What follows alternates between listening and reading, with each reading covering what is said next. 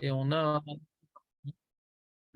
Voilà. Alors, on continue la Gemara Rosh Hashanah Lamed Bet Amud Bet. La Gemara soporifique. Et qui est très intéressante à mes yeux. On va voir pourquoi elle était intéressante. Je vais vous le prouver. Il y a marqué. Donc, on a dit qu'on ne voudra pas dire des psukim de pour un août. C'est-à-dire quoi pour un août? Règlement de compte, Razak ou Baruch. Et on a vu. Mais par contre, si c'est pour un août d'égoïm, ce n'est pas un problème. On l'a vu, ça, Nahon? Donc, Hachem Alar Igrezo Amim, Hachem Alar Hachem Meler Olam Vaed Avdu Goïm et Arson. C'est arrêté là, je crois. C'est vrai ou pas? C'est vrai. C'est vrai. Il dit le Radak, Kesheta Ase Mishpat Bereshaim Aushkim Israël Begelut, Astie Meler Olam Vaed Ven More et Picham, כמו שאמר השם, והיה השם למלך על כל הארץ, ואז עבדו גויים מארצו, ותשוב המלוכה לישראל. Donc c'est donc, quand on parle maintenant de pour Hanout, quand on parle maintenant de pour Hanout,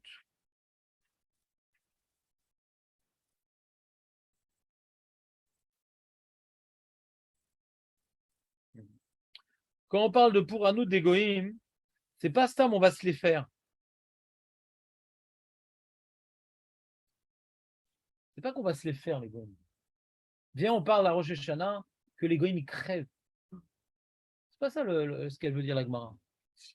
C'est que ce qu'elle veut dire la Gemara, hein, ben non, je dis c'est pas ça qu'elle veut dire la Gemara.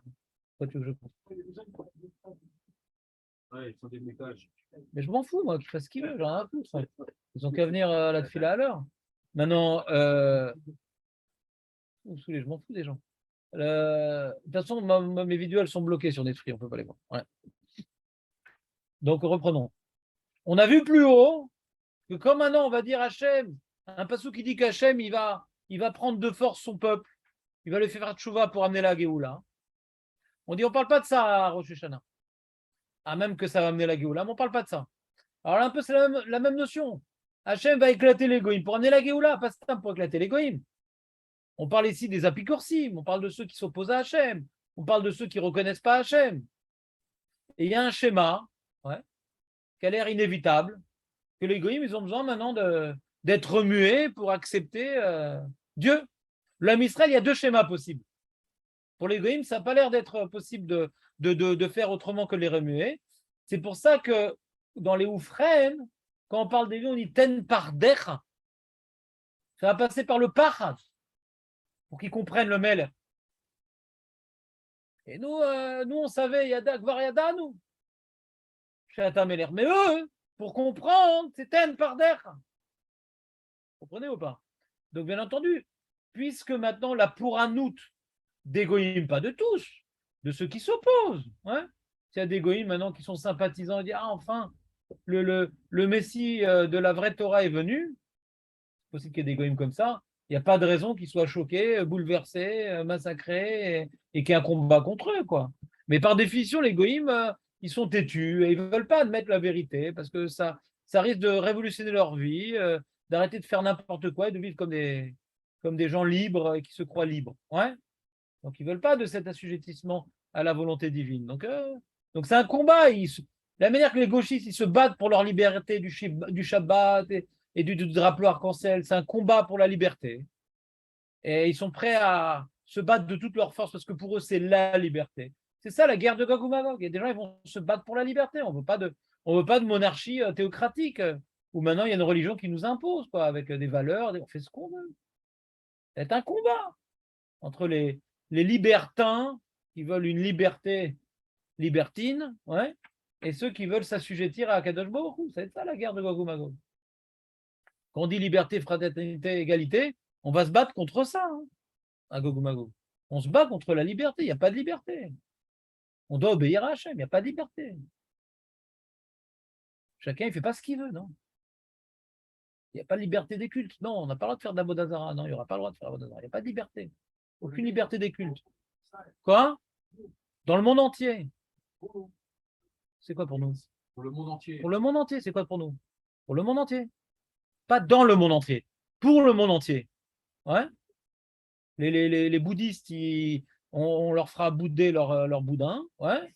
Et les crétins, leur truc. Ouais. Ouais. On cassera toutes les idoles de leurs églises. Et c'était comme ça. Pas de liberté.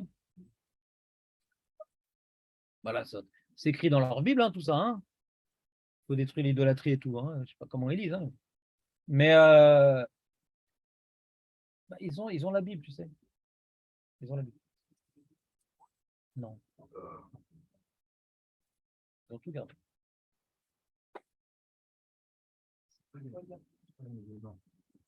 Donc quand on parle de Puranut Shel Nochim, c'est pas comme Puranut Shel Israël, les Tova. Quoi, les Tova?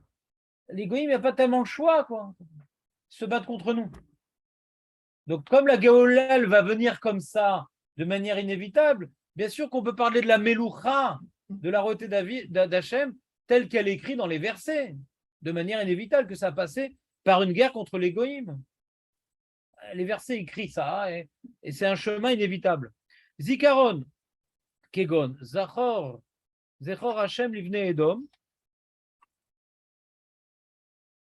et Yom Yerushalayim, Omrim, Aru Adayesod Ba, Yom Chorban Yerushalayim, Shayu Omrim, Elu Leelu, Aru Adayesod Ba, Klomar, Achivu Vepilu Bine Yerushalayim, Achetiglu Yesod Asherba. On dit d'Hachem de se rappeler de Edom, qui se disait on va tout détruire de Jordan, il ne va plus rien rester. Donc on demande une sorte de Nekama contre ceux qui sont battus contre Dieu, qui ont détruit sa maison et qui ont massacré son peuple. Vous me suivez ou pas? Donc il y a marqué Zachor. C'est un zikaron de châtiment de Gog ou Magog. Shofar, où on voit le Puranut Shel Goyim dans Shofar. V'Hashem Elokim Beshofar Itka, selon l'audition. V'alar Besaharot Teman, V'irtiv Hashem Tsevakot Yagen Alehem.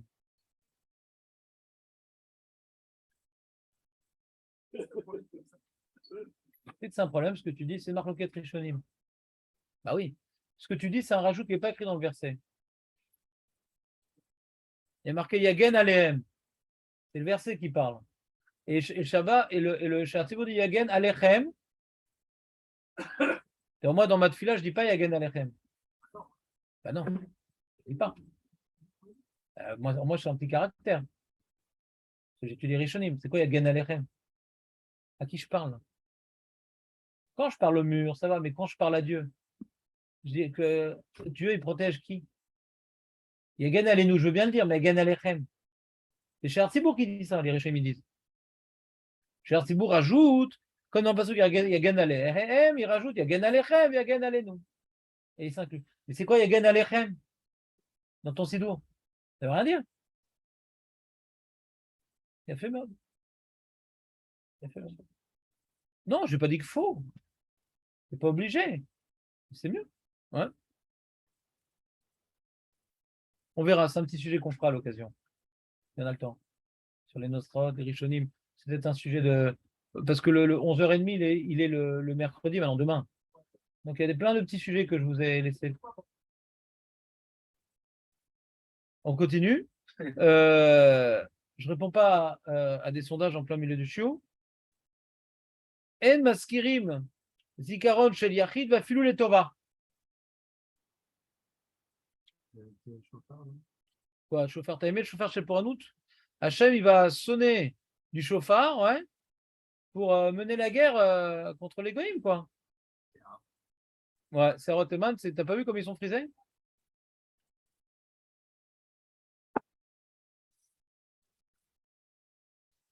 Alors, qu'est-ce que c'est écrit dans mon livre? Je vais savoir c'est quoi le chat, regarde dans mon livre. Je me rappelle. Alors, on est dans les chauffarotes et on le dit ça en plus. Non, mais on est dans les Névim, donc on est à la fin des chauffarotes. Et on dit, voilà, c'est le 7e verset, le premier verset des prophètes. Vaya bayamaou, itaka beshofar gadol, uvaou avdim beretz ashuv anirem beretz misraim, shtaol Hashem ve'arkodesh Yerushalayim. Non. V'Hashem alehem yerae, v'yatsa ki barak ritso, Ve'ado Elokim Beshofar Itka. Ve'alar Besarot Teman. Le prophète annonce aux nations qu'à la fin des temps, l'Éternel apparaîtra au-dessus d'eux, du peuple juif entouré de ses ennemis. Sa flèche s'élancera comme un éclair. Dieu se bat pour nous. Le Seigneur Dieu fera retentir le chauffard de la guerre qu'il a décidé de mener lui-même. Et Dieu s'élancera comme une tempête, c'est un rot, qui dévaste tout sur son passage, vers le sud d'Israël, où réside Édom, symbolisant les origines de l'exil. C'est pas mal comme pirouche. Ouais. Théman, c'est le sud, Théman. Thémana dans la Torah, c'est le sud. Donc le sud d'Israël, c'est là où le peuple Édom siégeait. Et Rome, qui a détruit le Beth Amikdash, qui nous a plongé dans cette longue galoute, émane de ce peuple. C'est clair ou pas? Donc il va s'élancer comme une tempête qui va tout dévaster de Édom, avec le réchauffement climatique. Et donc c'est pour ça que j'ai marqué dans mon sidour un petit caractère bizarre. Hachem, Tsevakot, Yagen, Alechem. Ce n'est pas le caractère du sidour. Après, j'ai Hachem, Tsevakot, Yagen, Alenu. J'ai mis un petit caractère aussi parce que ce n'est pas dans le verset. Pas qu'on s'embrouille avec le verset. Donc celui qui ne comprend pas ma calligraphie, c'est normal. Mais moi, j'ai dû exprimer une certaine retenue dans le texte parce que il y avait. Alors, tu veux le lire dans le texte, il n'y a pas de problème. Comme dirait Benjamin, je lis ce qu'il y a dans le sidour.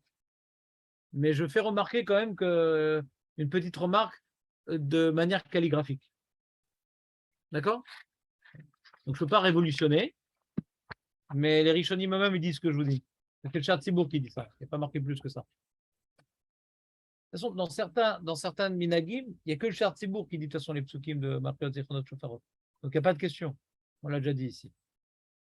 Un certain nombre de Rishonim pensent que Marquot Zichronot Shofarot, c'est que le Chartzibourg. Le Yachid, il fait 7 brachot. Donc, tous ces rajouts-là ne gênent pas, parce que c'est Chartzibourg qui prend la parole. Alors, on continue. Maintenant, on commence un nouveau sujet, qui est la suite. Pikdonot are... Ah non, une seconde. En maskirim zechron shel red vafilu letoivo, letoivo, letoivo, yo yo yo yo yo yo yo. כגון זוכני השם ברצון עמך,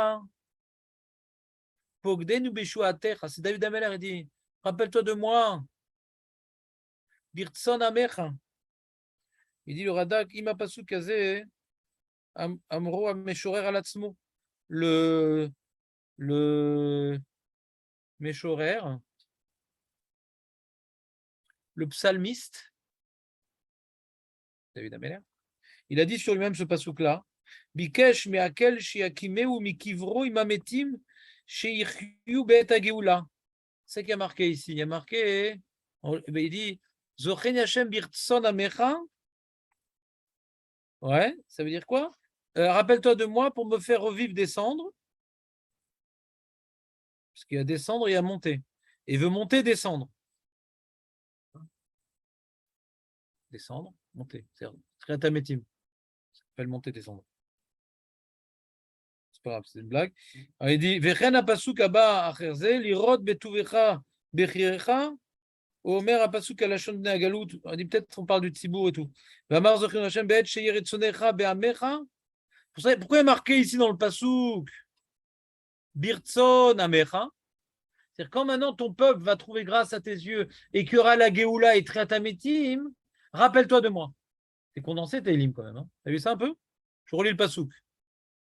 Zocheni Hashem Birtzon amecha. Rappelle-toi de moi au moment où ton peuple aura trouvé grâce à tes yeux et donc il y aura eu la Géoula. Ratson, chez Meroutse, ouais. Meroutse, mais amecha. Là, il y a la Géoula, Triatametim. À ce moment-là, rappelle-toi de moi. David, il dit. Alors c'est super, ça évoque la Géoula. Et ces zichronot, c'est bien. Ouais, mais c'est zikaron de Yachid. On ne dit pas. Pourquoi on ne dit pas zikaron de Yachid? C'est quoi le problème? On parle de la Géoula. C'est bien dans la Mida, dans le Moussa, penser à Hachem, rappelle-toi de moi en bien. Non? Ouais, c'est un peu. Ouais, c'est égoïste. Non, c'est pas que c'est égoïste. J'aimerais un autre mot. Comment? Non, personne ne m'écoute. Hein. Chacun fait ses psukim. Hein. À l'époque, il n'y a pas de sidour. Chacun ses psukim. Moi, j'aime bien ce passou, je l'ai pris pour moi. Déjà, je m'appelle David. Donc, les siroches, je dis Magen David, c'est important pour moi. C'est le passage où il faut que je sois là. Non, c'est pas de autres, puisqu'on parle que quand tu vas te souvenir de tout le monde, rappelle-toi de moi aussi. Il y a une allusion aux autres. Quand il y aura la Géoula pour tout le monde, ne m'oublie pas. Mais le n'oublie pas, il est sur moi. C'est bien, c'est pas mal quand même. Pourquoi la lacha interdit une chose pareille, de prendre un pasouk de ce type-là? Celui qu'on vient de dire. Zocheni Hachem, c'est David Améler, le psalmiste. Rappelle-toi de moi. Qu'est-ce que tu entends, Julien? Pourquoi c'est quoi? C'est pas bien. Pourquoi il faut dire au Lachon Rabim? Hein? Non. Julien, explique-lui c'est quoi la fin du pasouk Birtson Amecha. Quand maintenant Hachem, il aura été méroutsé, il aura été contenté du Ham Israël pour amener la Géoula et qui fera traite à Métim, rappelle-toi de moi, David Ameller, il dit rappelle-toi de moi pour me faire revivre avec les autres morts. Lorsque ton peuple sera agréé et qu'il y aura la Géoula et qu'il y aura traite à Métim, rappelle-toi de moi. C'est bien ça. Ouais, c'est pas ça du tout qu'elle parle la Gemara. La Gemara n'est pas en train de dire qu'on ne parle pas de mort, on dit on ne parle pas d'un Zikaron de Yachid. Tu as une autre guerre ça dans la Gemara. Le problème, c'est pas parce qu'on parle des morts, c'est parce qu'on parle de Yachid. Par quoi elle se termine, la Zichronot? Bride, il faut se rappeler du bride, pas de moi. Hein. L'enjeu des Zichronot, ouais, c'est que Hachem se rappelle ce envers quoi il s'est engagé avec Abraham, Yitzhak et Jacob et son peuple. Se rappeler du peuple d'Israël, qui sont les descendants d'Abraham, Yitzhak, mais pas de moi. Même David Ameller, qui était un sacré morceau dans l'âme Israël, c'est rien par rapport à Abraham, Yitzhak et Jacob. C'est pour ça qu'on dit Éloqué Abraham, Éloqué Yitzhak, on ne dit pas Éloqué David. Il n'y a pas eu de brite avec David comme il y a eu avec Abraham. Il y a eu un brite de Meloucha, mais pas un brite que jamais. Et la Géoula viendra, truc. C'est avec Abraham, Yitzhak et Jacob et ses descendants. C'est Zocher Abri, donc c'est pas matim de faire un truc de Yachid. Ça pas dans le sens de la bénédiction. C'est pas clair cette réponse? C'est pas une question d'égoïste. L'enjeu de la bracha, c'est que Hachem se rappelle de son peuple pour amener la Géoula à son peuple. C'est ça l'enjeu. Hein. C'est pas Hachem, rappelle-toi de moi, pour que je gagne au loto, je suis en bonne sauter.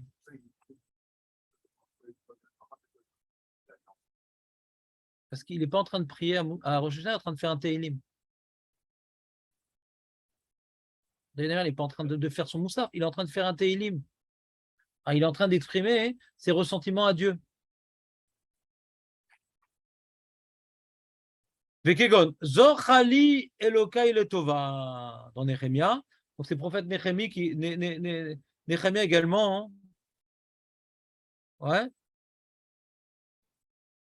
Pic de notes. Alors voilà, on a fini le sujet de Yachid. C'est bon, on continue? Ça va être plus intéressant, d'après moi. Pic de notes Arem Kezichronot. Ouais. C'est-à-dire quoi, Hachem Pakad et Sarah? Aurel, c'est-à-dire quoi, Hachem Pakad et Sarah? C'est un passage dans la Torah. Non. C'est souvenu de Sarah. Pakod, Pakati. Le Mashiach, Moshe Rabbeinu, il doit venir avec le message codé. Il sait qu'il y a quelqu'un de venir des Pakod, Pakad que Hachem, il s'est souvenu, il s'est souvenu. Pakod, Pakapti. C'est-à-dire, quand maintenant tu as une entreprise et que tu prends une Pekida, c'est quelqu'un qui doit se souvenir de tout. Ce qu'on appelle une Maskira.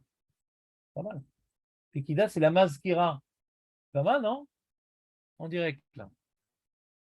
Et Marco, toi qui aimes bien l'étymologie des choses. Celle qui vient rappeler la Pegida. Alors, c'est vrai que le terme pakad veut dire un certain nombre de choses, mais aussi zechira. Ça ne veut pas dire que ça. Je vous ai fait une feuille où il y a 7 occurrences dans la Torah différentes du terme pakad. Ça ne veut pas dire que ça. Mais quand ça veut dire ça, alors ça peut compter pour zichronot. Pakad, c'est un terme plus large que zocher. Ça veut dire plein de choses. Mais quand il est dans un passouk où il parle de Zechira comme Hachem, Pakad et Tzara, est-ce que je peux utiliser dans les Zichronot le passouk Hachem, Pakad et Tzara? Question. Oui. On dit non. Pigdonot, Eren, Kezichronot. Kegon. Ouais. Hachem, Pakad et Tzara. Ou Kegon, Pakod, Pakad, Ti etrem. Moshe qui rapporte les paroles d'Hachem, du buisson, que rappelez, je me suis rappelé de vous et de tout ce qui vous a été fait en Égypte. D'ivrei Rabbi aussi. D'ivrei Rabbi aussi. C'est quoi ce d'accord? Voilà, pas si on ne dit pas que d'après, elle a comme Rabbi aussi. Nous on dit Shema Israël, on ne dit pas Shema Israël. Ah, on ne dit pas Malchut. Donc elle a et Rabbi aussi. D'ivrei Rabbi aussi, Rabbi Yehuda Omer, non, Enam Kedzichronot. Donc il y a plein de Mefarshim qui se sont cassés la tête, qui sont des carcaillés ou des carcassés. C'est-à-dire, c'est quoi la nuance étymologique entre Pigdonot et Zichronot? Et ils ont dit des choses très intéressantes, que peut-être je vous en parlerai. Ouais. Mais avant de voir ce qu'ils disent, si on va le voir, le pshat, il est comme je dis. C'est même que ça serait exactement la même chose. L'ifkod veliskor, mais c'est moins explicite l'ifkod, puisqu'il est utilisé dans d'autres contextes aussi. Parce que l'iskor, c'est l'iskor, c'est se rappeler. Hein. Il n'y a pas d'autre. Il n'y a pas d'autre. C'est que quand il y a une femme qui est stérile. Non, non, non, plein de choses. Pas que Pakati en Égypte n'est pas stérile. Il y a plein. J'ai fait une feuille. Je vais vous la lire pour pas que vous la lisiez. Où ma feuille? Alors, j'ai fait une nouvelle feuille parce que hier soir, encore une fois. J'ai fait une nouvelle feuille que je ne vais pas vous passer parce que vous êtes trop sage. Et j'ai dit comme ça, j'ai dit Davar Pachouk Shelo Bechol Pasuk chez Iskar Botevat Meshuresh Pakad, Inyano Zechira. Pakad, c'est pas tout en Zechira. Le Sefer Shorashim du Rav Yona Eben Ganach, il dit qu'il y a Pakad, il y en a 7. Il y a Shem Pakad et Tzara, ça c'est Inyan Zechira. Isha Reuta Lo Pakadu, Inyan Chisaron Veder. Il n'y a personne qui a manqué à l'appel. Il est 7h15, on fait le Kaddish de Hodou. Ouais. Ish Veish Lo Pakadu. Personne n'a manqué. Quoi? Ouais, il y a fait meurtre. Ashlishi Vacharem Pakad et Kolaam, ou Nyan Minyan ou Mispar. Et Pakad di Alem Chatatam, ou Nyan Tfisa Vechiouv. Vous Pakad Alem Livnot Lo Bet Birushem, ou Nyan Tsivouy. Ninoten Pekuda. On voit Pekuda ici en ivrite, ils l'ont pris comme Tsivouy. Et un tafkid, ouais, c'est une mission, c'est donc un ordre à accomplir. En ivrite, ils ont pris en lachon chol de ivrite, ouais, qui est un choix de chilonim, ouais, ils ont pris pakad comme un tzivouy. Dans la Torah, il a 7 occurrences. Donc c'est pour ça que Rabbi Yehuda, il dit donne un terme où la zechira, elle est claire. Alors c'est vrai, quand tu dis Hachem pakad, et ça, tu veux dire Hachem a ordonné Sarah. Encore une fois, Pakad, il n'est pas explicite. C'est bon ou pas? On continue. Celui qui s'intéresse à ça, je lui donnerai la feuille de toute façon.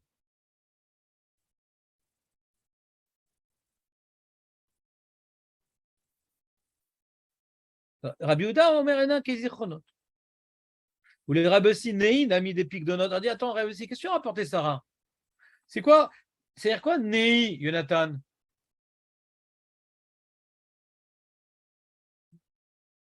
Neuilly-sur-Seine. Ah, vous avez tous le même dictionnaire. Dictionnaire Ivry Arami chez le Coluche. Hein? Comment? C'est pas pour faire un?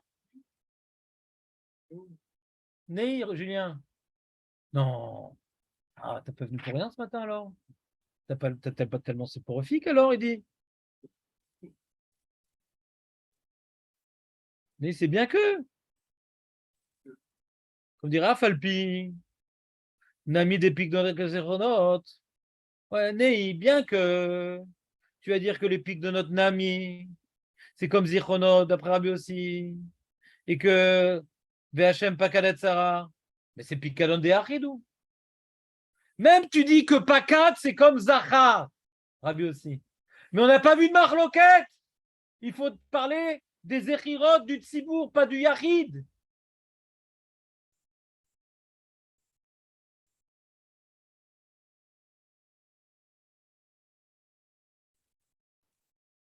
C'est bon ou pas? On a dit quand on parle de Zohar Brit, c'est le Tzibour. C'est pas David Ameller, rappelle-toi de moi Hachem, Nehemia dit rappelle-toi. Il faut parler du Tzibour. Alors pourquoi on dit Hachem s'est rappelé de Sarah? Il faut parler Hachem s'est rappelé de Ham Israël. Sarah, elle est seule. C'est l'origine de d'Abraham. Ah, elle s'appelle Sarah. C'est le- Alors voyons voir ce que la Gemara répond. Elle répond quelque chose de proche, Michael, Chazak.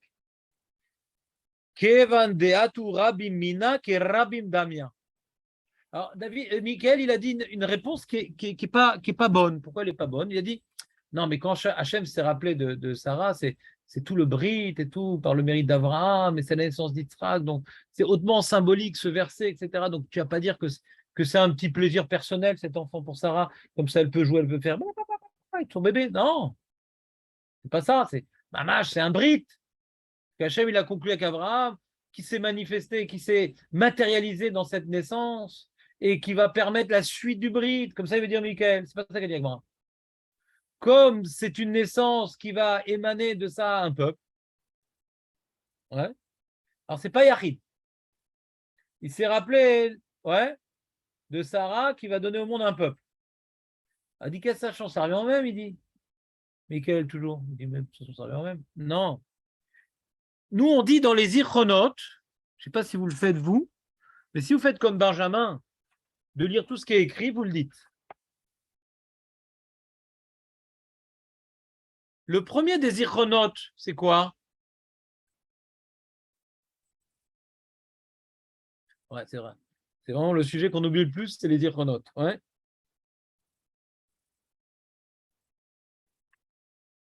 Vega met noir be'ava zacharta.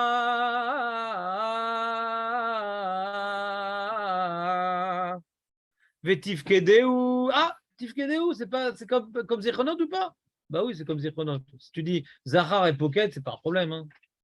Tifkedu bedvar Yeshua berachamim. Alken, Zichrono balefanecha, Hashem lekenu learbot zaro kaflo tevel, kakatu betorata veskor et lekimet noir. C'est pas le Britavot noir. D'après Michael, on a un problème.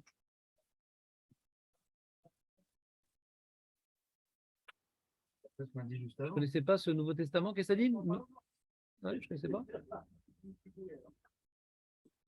Comme ça qu'on a expliqué juste avant avec David Amel. Par rapport au Brit d'avant.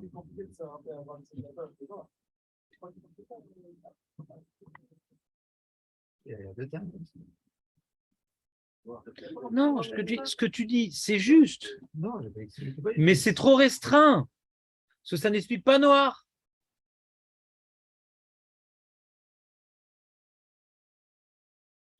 Par exemple, j'ai marqué dans mon titre du bouquin, comment j'explique l'histoire de Hachem, il se rappelle de Noir, je s'en fous de Noir. Et Dieu accomplit sa promesse de sauver Noir du déluge pour que l'humanité ne disparaisse pas. Donc j'ai dit mis dans le titre, je parle de l'humanité. Petit et. Ah là, il est où petit et? Mince. Quelles sont mes notes en bas de page? Ah, sympa, c'est à la fin. C'est écrit tout petit, je vois rien. Ce verset de Zichron est différent de tous les autres, dit-il le mec. En effet, tous les autres versets traduisent la même notion. Dieu se rappelle de sa promesse pour intervenir de manière miséricordieuse. Ce verset, par contre, développe une autre notion. Dieu a donné à notre peuple. Ah, je ne suis pas dans la bonne remarque. Pour quelle raison les sages ont dû expliquer que Noach a bénéficié de la miséricorde divine afin de devenir le père de l'humanité?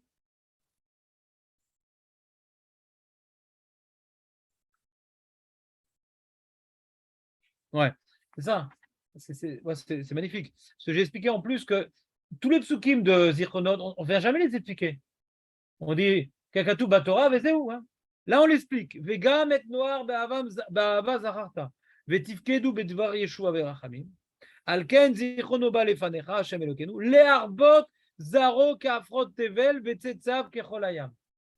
Ici, on précise que pourquoi il s'est rappelé pour que naisse de lui toute l'humanité. Pourquoi on a dû introduire ce verset par cette explication? Et c'est ça la particularité de ce passouk-là, qu'on a dû l'introduire par une présentation. Ouais.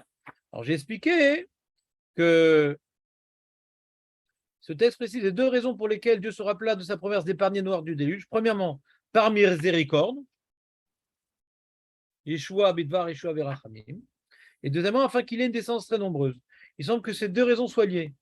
S'il ne devait pas devenir le père de l'humanité, Noir n'aurait probablement pas été épargné, n'ayant pas suffisamment de mérite en valeur absolue. Mais puisque Dieu ne voulait pas faire disparaître l'être humain, il décida de sauver le moins grand fauteur de cette génération. Et décida de sauver le moins grand fauteur de cette génération. C'est donc grâce au fait que l'humanité doit se perpétuer que Noir bénéficia de la miséricorde divine. Quoi? Il a fait, ça s'appelle un décalage horaire, Jonathan. Là, c'est vraiment l'illustration parfaite du décalage horaire. Tu poses la question lorsque j'ai fini entièrement la réponse. C'est magnifique. Hein? Ouais. Maintenant, tu l'as bien entendu de ta bouche. La question est de savoir est-ce que tu peux écouter rétroactivement la réponse. C'est beaucoup plus compliqué. Alors, pourquoi ce n'est pas un Zikaron de Yachid? Pourquoi Sarah, ce n'est pas un Zikaron de Yachid? Attends, je demande à Jonathan qui est en auto-reverse. Ouais? Qu'est-ce qu'a dit la Gemara? J'ai expliqué pourquoi la Gemara n'a pas dit Sarah Zabrit. Pourquoi la Gemara n'a pas dit comme Michael? Hein? C'est vrai de dire ça dans Sarah. Mais la Gemara, c'est vrai de dire ça dans Sarah, Michael. C'est vrai. Mais elle préfère donner une raison plus générale qui va permettre également d'inclure Noah.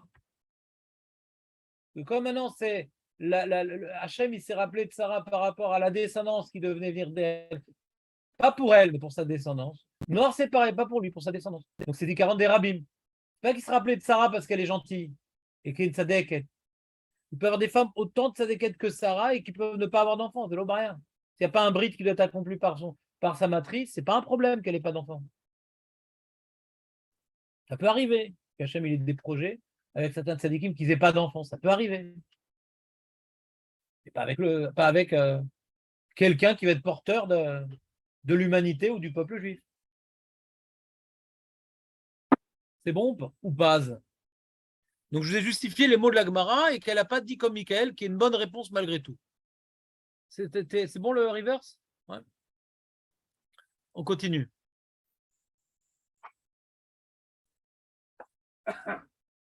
J'ai perdu la ligne. Alors là, on commence un morceau. Ouais. Le morceau le plus intéressant de cette page. Là, Julien, il va un petit peu se réveiller maintenant. Ça va l'intéresser, ce passage. Et comme il s'ennuie, je vais lui demander de m'expliquer cette Gemara-là. La Gemara, elle commence par un Teilim. Elle nous rapporte 7, 8, 9, 10, 4 versets d'un psaume. C'est le psaume 24 et on rapporte le verset 7, 8, 9, 10. Voici les versets que la Gemara cite et que nous citons dans notre Moussaf. Seou Sheharim.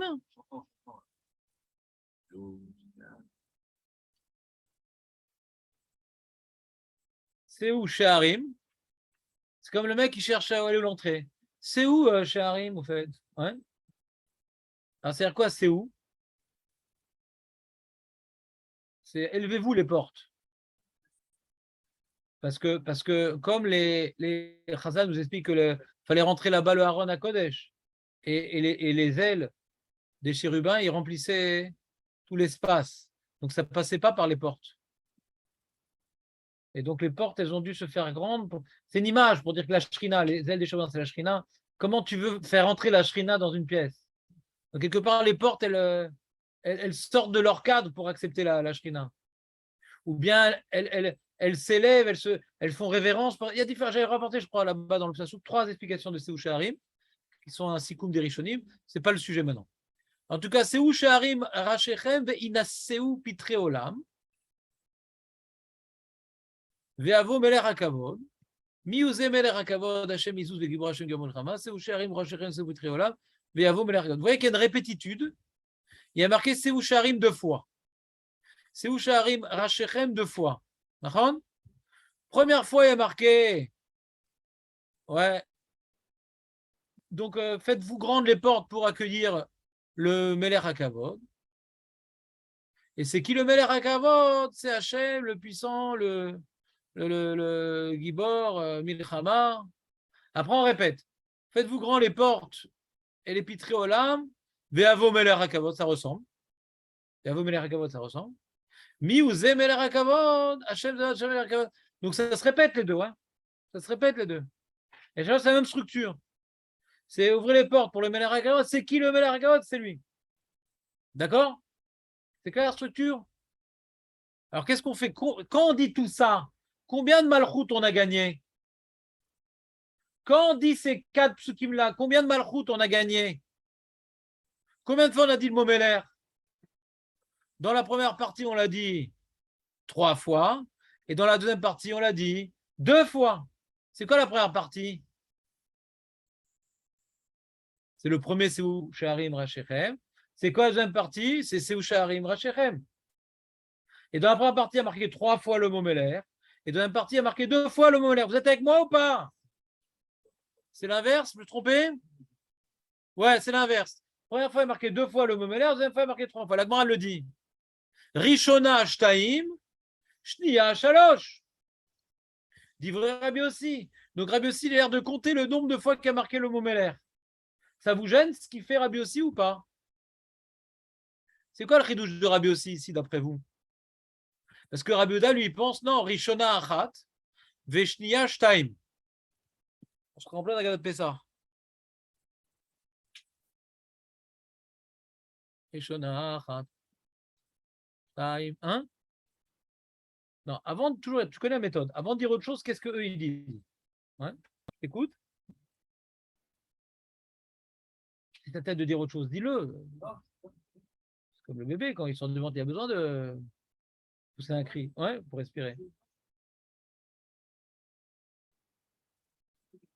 C'est le nom d'Hachem. Donc, Michael, il veut dire. Qu'est-ce que tu veux dire, Michael?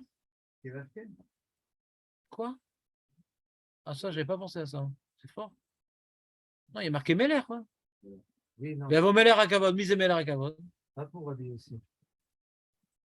Mais non, mais Rabbi aussi dit le premier, c'est 1. Il y a 2 fois marqué à Yud Kevavke dans le premier passage. Ouais, pourquoi il dit 1? Pourquoi il dit 1? Renversé.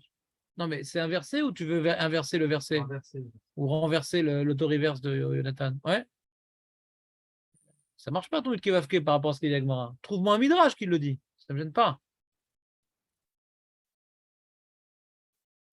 Pourquoi il ne compte pas les 2 Meller, Rabbi aussi, que Rabbi Ouda? Pourquoi Rabbi Ouda ne compte pas les 2 Meller de la première partie que Rabbi aussi compte? Hein? Ben non, alors tu ne comprends pas pourquoi il dit qu'il y en a 2. Pourquoi maintenant dans le deuxième groupe, Shnia Shtaim? Ah, tu sais par rapport au verset, c'est tout?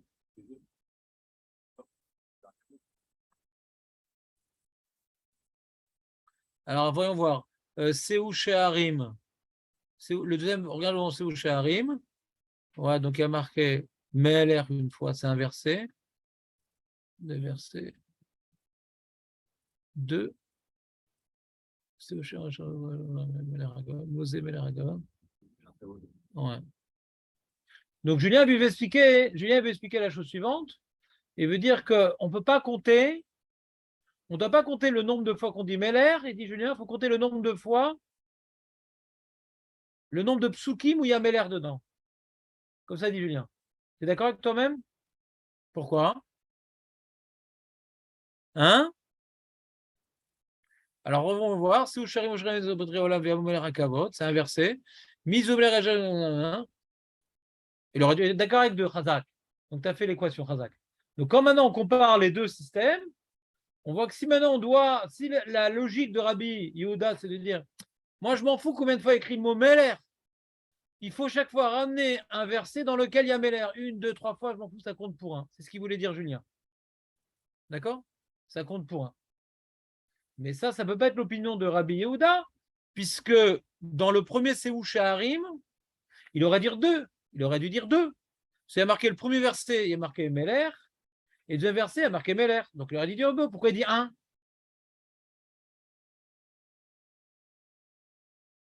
Maître Barou, vous êtes clair ou pas? Aurel. Jonathan? On cherche à comprendre ce qu'il dit Rabbi Oda. Tu es dans la réponse avant qu'on ait fini la question. Ouais. On cherche à comprendre ce qu'il dit Rabbi Oda. Pourquoi Rabbi Oda il est relève sur Rabbi aussi? On comprend Rabbi aussi. À chaque fois qu'il a marqué le mot Meller, c'est bon. Compte, mon ami, compte. Rabbi Oda, non, on ne peut pas compter à chaque fois. Pourquoi? C'est quoi le problème? Alors Julien, il voulait dire compte les versets dans lequel il y a Meller. Chaque verset, il compte pour un, même s'il y a 10 fois marqué le mot Meller dans un verset. Ça ne marche pas. Parce que Rabbi Oda, dans ce cas-là, il aurait dire deux dans le premier Seoucharim. Il y a deux versets, il y a marqué Meller, il dit un. Regardons donc les commentaires. On est en Malchiot, mon ami. On a fini le sujet de Pouranout, on a fini le sujet de Yachid, on a fini le sujet de Pouranout chez le Goyim. Est-ce que Picdonot, c'est comme Zichronot? Maintenant, on s'intéresse à comment on compte. La Gemara, elle a le droit de changer de sujet ou pas? Maintenant, comment on compte? Il y a une marloquette même comment on compte. Alors, Rashi te dit, Rabbi Ouda, Omer, regarde Julien ce qu'il dit Rashi. T'as vu Rashi, Julien, ou pas? Rabbi Ouda, Omer, Rishona, Achat, Shnia, Shtaim. Comment il explique Rashi? Mi ou Melech Hakavot, lav miminyana. Mi ou Melech Hakavot, ça compte pas dans le compte. Ah, Chaza, comme ça dit le Méri. Il explique Rashi comme ça le Méri. Il dit, je suis pas en train de dire qu'il est le Meller, on est en train de demander c'est qui ce Meller en fait? Il va pas dire que c'est une glorification du Meller.